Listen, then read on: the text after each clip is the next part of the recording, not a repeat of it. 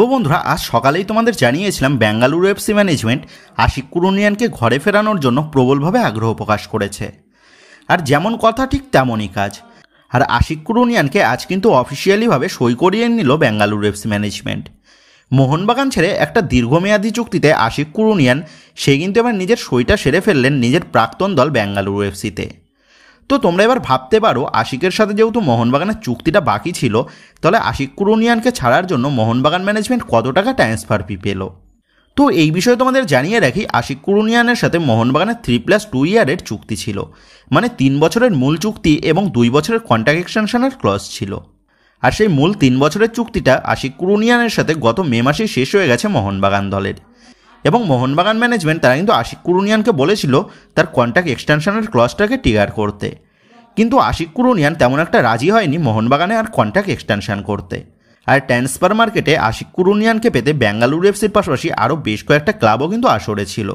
তবে আশিক কুরুনিয়ান সে তার প্রাক্তন দলে মুভ করার বিষয়টা ডিসাইড করে এবং সে কিন্তু আজ বেঙ্গালুরু এফসি দলে অফিসিয়ালিভাবে সই পর্বটা সেরে ফেলল। তো তোমরা এবার ভাবতে পারো, আশিক কুরুনিয়ান যখন চোটের কবলে ছিল তখন তো মোহনবাগান ম্যানেজমেন্ট আশিক কুরুনিয়ানকে চোট সারিয়েছিল এবং আশিক কুরুনিয়ানকে বসিয়ে বসিয়ে মাইনেও দিয়েছিল। কিন্তু যখনই আশিক কুরুনিয়ানের চোটটা সেরে গেল, তখন কেন আশিক কুরুনিয়ান সে মোহনবাগানের সাথে চুক্তি বৃদ্ধি না করে অন্য দলে মুভ করলো বেইমানের মতন? তো এইরকম প্রশ্ন কিন্তু তোমাদের অনেকের মনেই ঘোরাফেরা করছে। তো এই বিষয়ে তোমাদের জানিয়ে রাখি, তোমরা জানো মোহনবাগান ম্যানেজমেন্ট তারা রফসান রবিনোকে দলে সই করিয়েছে, যার ফলে মোহনবাগানের কাছে লেফট উইং পজিশনের জন্য আরও একটা অপশান কিন্তু বেড়ে যায়। আর রফসান রবিনোকে যদি আইএসএলের স্কোয়াডের জন্য রেজিস্টার করা হয়, তাহলে কিন্তু রফসান রবিনোকেই প্লেইং 11-এর ফার্স্ট চয়েস হিসাবে কিন্তু নির্বাচিত করা হবে, এটা নিশ্চিত। এর পাশাপাশি আবার দলে লিস্টন কুলাসও রয়েছে, যার ফলে আশিক কুরুনিয়ান সে আগামীতে মোহনবাগান দলে কতটা গেম টাইম পাবে সেটা সিকিউর করতে না পারার কারণে আশিক কুরুনিয়ান সে কিন্তু মোহনবাগান দল ছাড়ার সিদ্ধান্ত নিতে বাধ্য হয়েছে। যদি রফসান রবিনোকে মোহনবাগান ম্যানেজমেন্ট সই না করতো, তাহলে কিন্তু আশিক কুরুনিয়ান সে মোহনবাগানের সাথে তার কন্ট্রাক্টটা এক্সটেনশন করে নিত। তবে এখানে আশিক কুরুনিয়ানের দোষটা দেখলে হবে না, কারণ যে কোনো প্লেয়ারই কিন্তু চাইবে পর্যাপ্ত পরিমাণে গেম টাইম। আর আশিক কুরুনিয়ানের বয়সটা যেহেতু 28 হয়ে গেছে, সেই কারণে এই বয়সে এসে যদি তাকে মোস্ট অফ দ্য টাইম বেঞ্চে বসেই কাটাতে হয়, তাহলে কিন্তু তাকে আগামীতে বড় সমস্যায় পড়তে হতে পারে, এমনটা ভেবেই এইরকম সিদ্ধান্ত নিয়েছে আশিক কুরুনিয়ান, যেটা অবশ্যই আশিক কুরুনিয়ানের কেরিয়ারের জন্য একটা ভালো সিদ্ধান্ত সেটা বলাই যায়। তো আমরা সকলেই আশিক কুরুনিয়ানের নতুন গন্তব্যের জন্য অনেক শুভেচ্ছা জানাচ্ছি। তো যাই হোক, এবার তোমরা বলতে পারো তাহলে আশিক কুরুনিয়ানের পরিবর্তে মোহনবাগান ম্যানেজমেন্ট দলে কোন প্লেয়ারকে চূড়ান্ত করবে, কারণ আশিক কুরুনিয়ানের জায়গাটা তো ভরাট করতে হবে।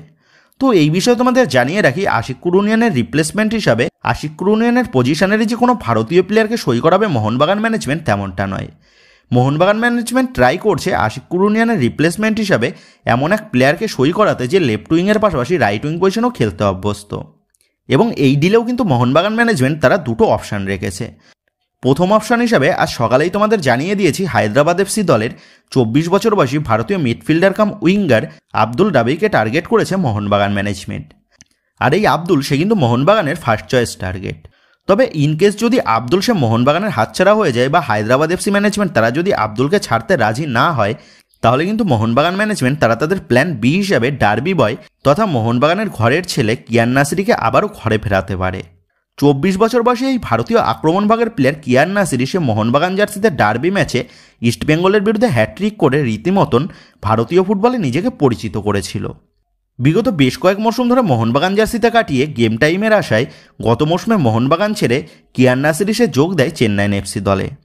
তবে চেন্নাইন এফসি দলে গিয়েও তেমন একটা গেম টাইম জোটেনি কিয়ান নাসিরির কপালে, যার ফলে কিয়ান নাসিরি সে কিন্তু বেশ অখুশি ছিল চেন্নাইন এফসি ম্যানেজমেন্টের ওপর। এবং যেমনটা খবর, কিয়ান নাসিরি সে কিন্তু চেন্নাইন এফসি দল ছাড়তে চাইছে। আর সেই কারণেই মোহনবাগান ম্যানেজমেন্ট ট্রাই করছে কিয়ান নাসিরিকে আবারও ঘরে ফেরানোর জন্য। তবে এই কিয়ান নাসিরির সাথে চেন্নাইন এফসির 2027 সাল পর্যন্ত চুক্তি বাকি রয়েছে, যার ফলে কিয়ান নাসিরিকে দলে নিতে গেলে মোহনবাগানকে কিন্তু একটা মোটা টাকা ট্রান্সফার ফিও দিতে হতে পারে।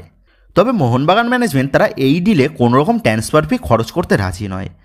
সেহেতু না হয় কিয়ান নাসিরিকে নিজেই চেন্নাইন এফসির সাথে কন্ট্রাক্টটা টার্মিনেট করতে হবে, আর না হয় চেন্নাইন এফসি থেকে লোন ডিলে আসতে হবে কিয়ান নাসিরিকে।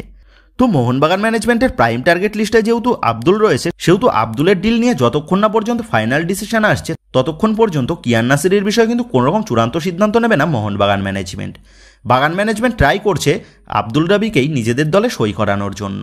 সেহেতু যদি আব্দুল রবিকে সই করানোটা পসিবল হয় তাহলে কিন্তু আব্দুল রবিকেই সই করিয়ে নেবে মোহনবাগান ম্যানেজমেন্ট আশিক কুরুনিয়ানের রিপ্লেসমেন্ট হিসাবে। আর যদি আব্দুল রবির ডিলটা ডান করাটা পসিবল না হয় সেক্ষেত্রে কিন্তু কিয়ান নাসিরের দিকে মুভ করবে মোহনবাগান ম্যানেজমেন্ট। আর পরবর্তীতে যদি মোহনবাগান ম্যানেজমেন্ট তারা কিয়ান নাসিরের ডিলে অল আউট ঝাঁপায় তাহলে কিন্তু তখন কিয়ান নাসিরিকে চেন্নাইন এফসি থেকে কন্ট্রাক্ট টার্মিনেট করতে হবে, আর না হয় চেন্নাইন এফসি থেকে লোন ডিলে মোহনবাগান দলে আসতে হবে। তবে মোহনবাগান ম্যানেজমেন্টের টার্গেট লিস্টে এই দুজনই রয়েছে প্ল্যান এ এবং প্ল্যান বি হিসাবে, তেমনটাই আপডেট। আর এই সমস্ত আপডেটগুলি আজ মোহনবাগানের বিশ্বস্ত সোর্স তথা এমবিএফটির তরফ থেকে রিপোর্ট করা হয়েছে। সেহেতু বন্ধুরা, তোমাদের মতে মোহনবাগান দলে আব্দুল নাকি কিয়ান, কাকে দেখতে পেলে তুমি বেশি খুশি হবে, বা এই দুজনের মধ্যে কে মোহনবাগান দলে যোগ দিলে মোহনবাগান দলের স্কোয়াড আরও শক্তিশালী হবে, এই বিষয়ে তোমাদের মতামতটা অবশ্যই নিচে কমেন্ট করে জানিয়ে দিও।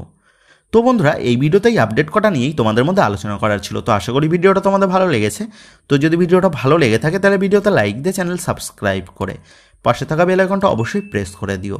আর তোমরা যারা এখনও পর্যন্ত আমাদের সোশ্যাল মিডিয়া পেজের সাথে যুক্ত হওনি তারা কিন্তু অবশ্যই নিচের ডিসক্রিপশন বক্সের লিঙ্ক থেকে আমাদের সোশ্যাল মিডিয়া পেজের সাথেও যুক্ত হয়ে যেও, কারণ এখন কিন্তু সমস্ত লেটেস্ট আপডেটগুলো সবার আগে আমাদের সোশ্যাল মিডিয়া পেজেই পোস্ট করা হয়। আর তোমরা এখন ফেসবুক এবং ইনস্টাগ্রামে গিয়ে তোমরা আমাদের এই চ্যানেলের নাম লিখে সার্চ করলেও তোমরা কিন্তু আমাদের ফেসবুক এবং ইনস্টাগ্রাম পেজটাও খুঁজে পেয়ে যাবে। সেক্ষেত্রে তোমার প্রিয় দলের সমস্ত রকম লেটেস্ট আপডেট সবার আগে জানার জন্য এবং আমার সাথে সরাসরি যে কোনো বিষয়ে কথা বলার জন্য তোমরা কিন্তু অবশ্যই মনে করো আমাদের সোশ্যাল মিডিয়া পেজের সাথে যুক্ত হয়ে যেও। তো বন্ধুরা, এই ভিডিওটা এটুকুই ছিল। তো আসি বন্ধুরা, দেখা হচ্ছে পরের ভিডিওতে।